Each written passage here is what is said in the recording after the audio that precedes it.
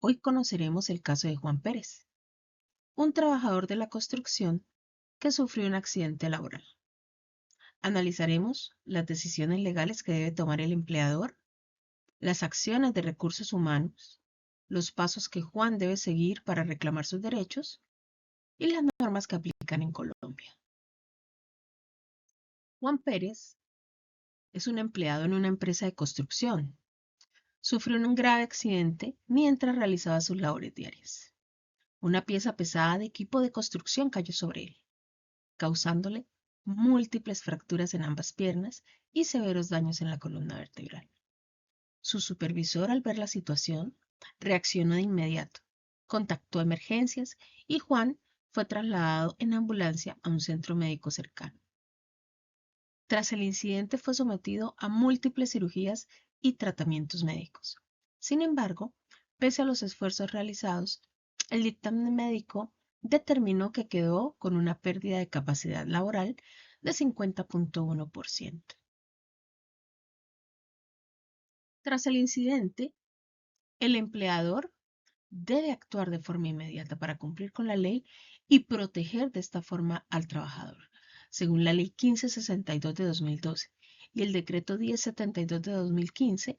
Hay 4 decisiones o aspectos clave que hay que tener en cuenta. Primero de ellos es reportar el accidente. ¿A quién? A la administradora de riesgos laborales en un máximo de 2 días hábiles. El empleador, en este caso, es el principal responsable de reportar el accidente ante la ARL. En este caso, el supervisor cumplió con su obligación al contactar emergencias y trasladar al trabajador a un centro médico. Además de eso, informó el accidente de forma eh, inmediata, ¿cierto? Y dentro de los protocolos establecidos en la empresa. El siguiente aspecto clave que hay que tener en cuenta es garantizar la atención médica inmediata sin que vaya a generar costos para el trabajador. También es importante colaborar en la investigación de accidente junto con la ARL. La ARL se coordinará con el empleador para poder realizar la investigación y de esta forma identificar cuáles fueron las causas, los mecanismos y las condiciones del accidente. Si se logra confirmar que es de origen laboral, debe asumir las recomendaciones médicas y apoyar la reubicación. En el caso de que hubiese una reubicación, se supone que debe asignar un puesto conforme a las capacidades del empleado y las restricciones médicas.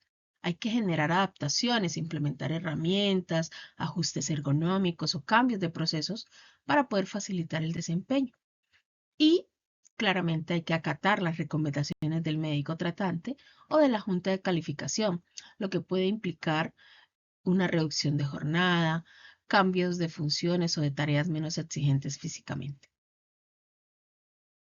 Ahora, ¿cuáles son las acciones de recursos humanos? Recursos humanos juegan un papel preventivo y correctivo. Por eso hablamos de un antes y de un después. En el antes es importante establecer siempre la implementación de las capacitaciones en seguridad y salud en el trabajo, conforme a la mejor manera de hacer los trabajos, la importancia del cumplimiento de los procesos, garantizar equipos de protección personal adecuados, cumplir con todo lo que son inspecciones y mantenimientos de equipos. Y en el después tendríamos que entrar a revisar la documentación ante la ARL y la EPS, coordinar las juntas médicas y los procesos de calificación de pérdida de capacidad laboral y facilitar la reubicación laboral si fuera necesaria. Ahora, ¿cuáles son los pasos que debe seguir Juan Pérez? Juan Pérez tiene una ruta clara para poder reclamar sus derechos. Lo primero que debió haber hecho fue la notificación del accidente, ¿cierto?, a su empleador de forma inmediata. Debió haber recibido la atención médica inicial por parte de la ARL y debe participar en la calificación de pérdida de la capacidad laboral. Acuérdese, eso lo está haciendo la ARL o la Junta Regional.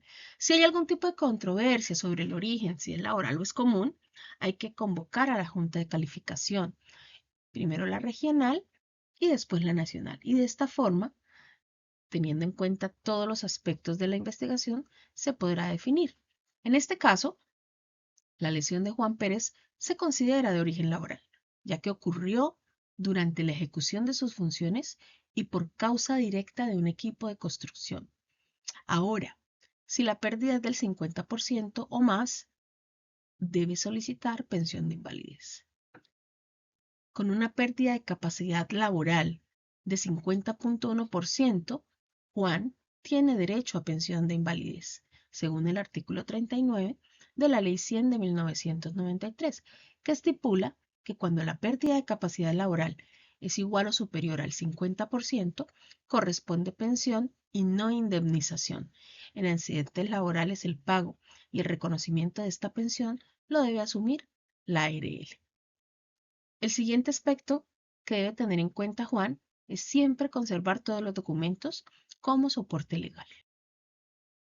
Ahora, cuando hablamos de normatividad aplicable y de las obligaciones del empleador, en este caso, aplican principalmente la Ley 1562 de 2012, que estipula todo lo referente a los riesgos laborales, el Decreto 1072 de 2015, que reglamenta el sistema de gestión de seguridad y salud en el trabajo, el Código Sustantivo de Trabajo en la parte o en el ítem referente a los derechos y las prestaciones laborales, y en este caso, el empleador debe garantizar si hubiese la reubicación laboral, si el trabajador puede seguir activo y cumplir estrictamente con las recomendaciones médicas y de seguridad.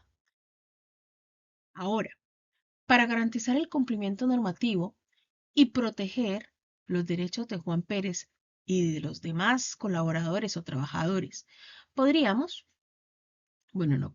primero tendríamos que entender que si bien la empresa no puede garantizar que no se presente un accidente, sí es responsabilidad del empleador como tal garantizar los medios necesarios para el cumplimiento de la misma, es decir, para que podamos minimizar, mitigar o evitar que se presente ese accidente.